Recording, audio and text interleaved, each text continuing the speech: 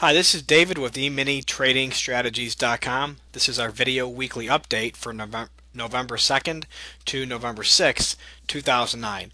We had an exceptional week trading. We had one day we had a couple losers. The rest of the week was just a breeze. Let's go ahead and go over the charts. November 2nd, very nice one and done, normal system entry.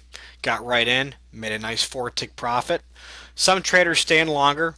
What I call my chop money traders who go for 2 to 5 points a day. They stay in these trades a little bit longer, but my system's all based about trading for income, and there's our income trade right there. Couple nice winners though, just pointing that out. Let's move right on to November 3rd. Only really tough day we had. We had two little losers.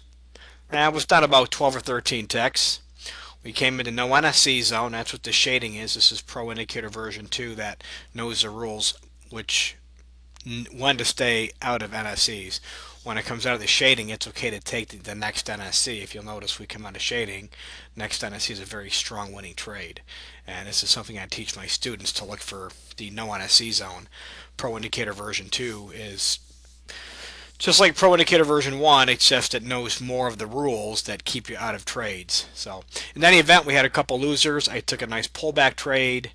Then I took some EETs. I took 3 winning EETs and was still done by 10 o'clock. So after having 2 losing trades right out of the gate, being down about 3 points, made a pullback, made my full recovery and profit plus, was still done by 10 o'clock. Okay, let's move on to November 4th. Normal system entry short, one and done. Very nice. November 5th. This trade right here is not a valid trade.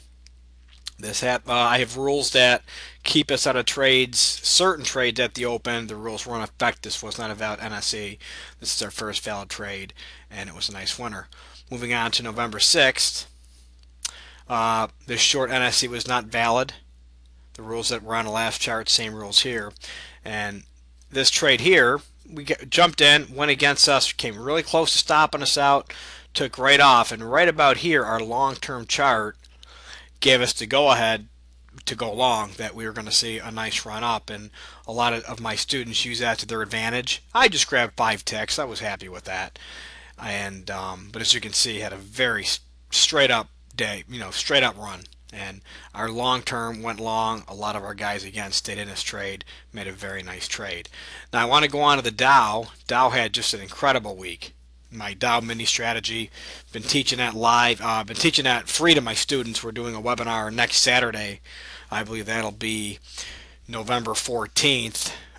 It's the last free webinar I'm doing to teach my Dow strategy. So if you're interested, good time to get in touch with us and get your questions answered. I mean, these charts speak for themselves. Here's our long NSE, short NSE, long may have had a small loser here, or maybe a break even, probably a break even, but just beautiful trades.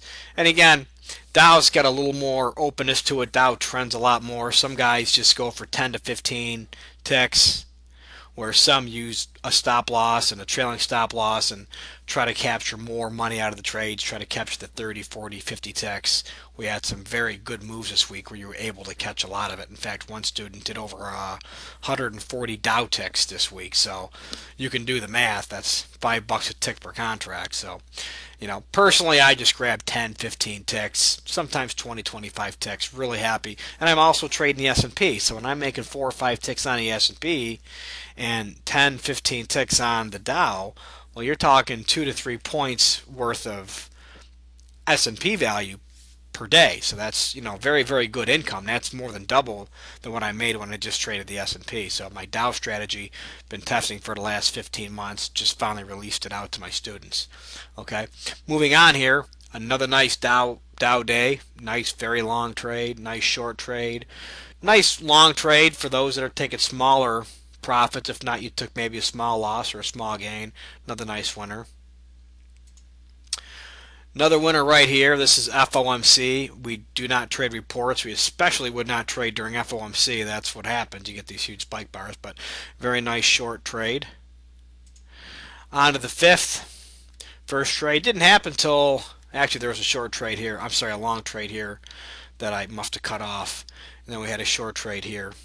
So very nice trade there. Nice trade. My apologies for getting that cut off there, but there was a long NSC down there, and then a short NSC. So, and then on to November 6th. Very nice winning trade up. Another winner. Great day on Friday, November 6th. Just right here alone, this was a good day. And of course, now realize this is non-farm payroll on Friday. Those are great days when you see a lot of movement, where you can just really hit some really nice home runs trading the Dow mini strategy. So, guys, great week across the board. My chop money traders making a lot of money. Guys just trading the S&P, doing really good. Guys trading both markets. Some students only trading the Dow. They like the long, the longer term trending of the Dow. They don't have to. They're not in trades as fast. They don't get as many trades. So in any event, that's the weekly update. If you have any questions, please feel free to get in touch with myself or Al Mobus. We should be around all weekend to answer any questions you have. And have a great weekend.